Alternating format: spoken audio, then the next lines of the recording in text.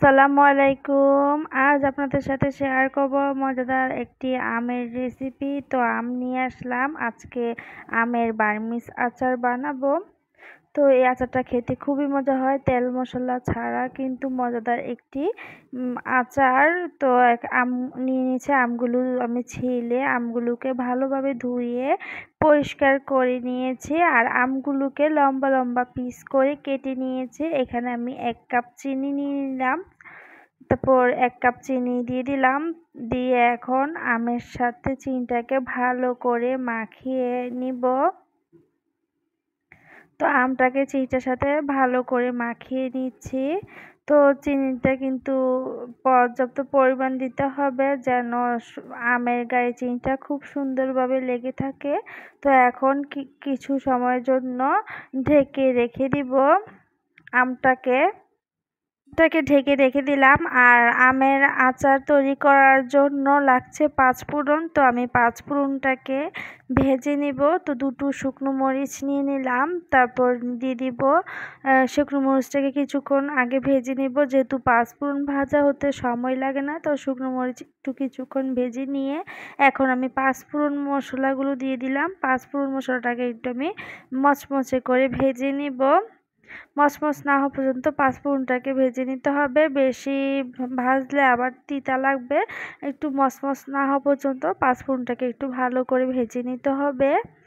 আর বেশি লাল লাল করে ফেললে কিন্তু 5 ফোড়নের মশলাটা তেতা লাগবে। তো আমি 5 ফোড়নের মশলাটাকে ভেজে নিচ্ছি। এই আচারটা খেতে অনেক মজাদার হয় এবং লোভনীয় একটি আচার। কম তেল মশলায় কিন্তু, তেল ছাড়া কিন্তু কম মশলায় এই আচারটা তৈরি হয়ে যায়। ফোড়নগুলোকে ভেজে ব্লেন্ডারে দিয়ে আমি গুঁড়া করে নিব। আর এখানে আমি চিনি দিয়ে মাখিয়ে রাখা আমগুলো দিয়ে দিলাম।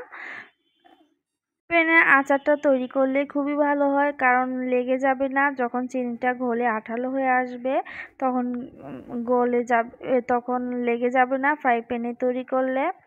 আর চিনিটা আঠালো না ভাব আসা পর্যন্ত কিন্তু আমটাকে জাল করতে হবে।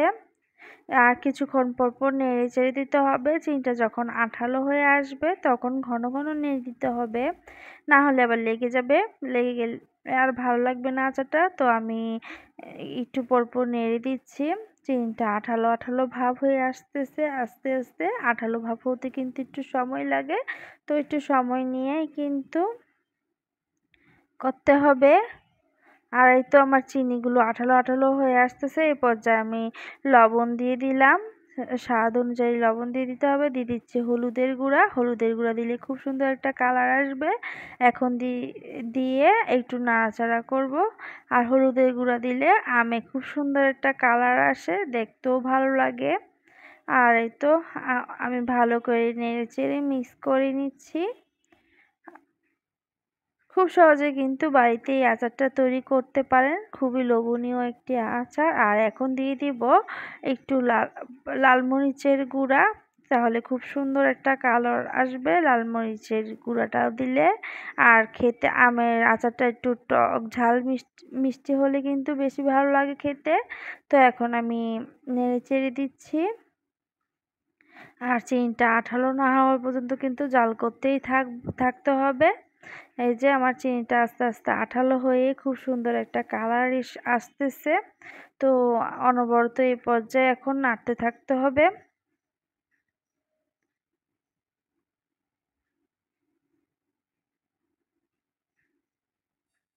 আর এই তো আরো অনেকটা আঠালো হয়ে আসতেছে।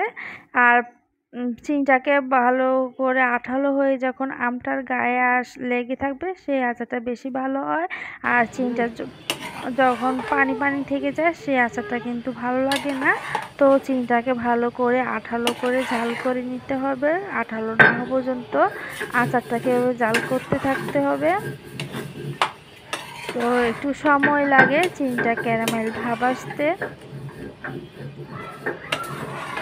যেহেতু আম থেকে অনেকটা পানি উঠে আম চিনি, তার জন্য আঠালো হতে অনেকটা সময় লাগে। এই তো জাল করে অনেকটাই আঠালো হয়ে আসতেছে। এই যে আরো আঠালো হয়ে আসতেছে। তো অনবরত নাড়তে থাকবো এই পর্যায়ে। নাড়া কিন্তু থামানো যাবে না। এই যে অনেকটাই আঠালো হয়ে এসেছে। তো এই পর্যায়ে আমি এখন ৫ ফোড়নের মশলাটা দিয়ে দিব। তো এই যে ৫ ফোড়নের মশলাটা আমি দিয়ে দিচ্ছি। পাঁচফোড়নের পাঁচফোড়নের মশলাটা দিলে আচারটা থেকে খুব সুন্দর একটা ঘ্রাণ আসে আর খেতেও দারুণ হয়। আর পাঁচফোড়ন ছাড়া কিন্তু আচার সম্পূর্ণ হয় না। তো পাঁচফোড়ন মশলাটা আমি দিয়ে দিলাম, দিয়ে আবারও নাড়তে চাড়তে থাকবো। আর আমার আচার কিন্তু অনেকটাই তৈরি হয়ে গেছে। এই যে আঠালো আঠালো হয়ে আমের গায়ে যখন সব চিনি আর মশলাটা লেগে যাবে, এ পর্যায়ে এখন আমি নামিয়ে নিব। তা এখন একটা প্লেট নিয়ে নিলাম, তো বাটিতে সার্ভ করে নিচ্ছি আচারটাকে। আর দেখেই বুঝতে পারছেন কতটা সুন্দর আর লোভনীয় হয়েছে এই আচারটা। এইভাবে আপনারা খুবই এই মজাদার আচারটা বাসায় তৈরি করে নিতে পারবেন। এই আচারটা একবার বানিয়ে খেলে বারবার কিন্তু বানিয়ে খেতে ইচ্ছে করবে। আর একদম ঠোঁটে লেগে থাকার মতন একটি আচার। এই তো তৈরি হয়ে গেল মজাদার কাঁচা আমের বার্মিজ আচার। তো কেমন লেগেছে বন্ধুরা আমার আজকের আচার ভিডিওটি ভালো লাগলে আমার সাথে থাকবেন। আর যারা আমার চ্যানেল নতুন এসেছেন, ভিডিও ভালো লাগলে চ্যানেলটাকে সাবস্ক্রাইব করে আমার সাথে থেকে যাবেন নিত্য নতুন ভিডিও দেখার জন্য। এই তো আমার আচারের ফাইনাল লুক। খুবই মজা হয়েছিল আচারগুলো। আর খুবই সহজভাবে কিন্তু তেল ছাড়াই তৈরি হয়ে যায় এই আচারটা। এই তো তৈরি হয়ে গেল মজাদার কাঁচা আমের বার্মিজ আচার। আর আমার বাসার সবাই খুবই পছন্দ করেছিল এই আচারটি। আশা করি আপনার বাসার সবাই খুবই পছন্দ করবে। আজকে ভিডিও এ পর্যন্তই। আল্লাহ হাফেজ।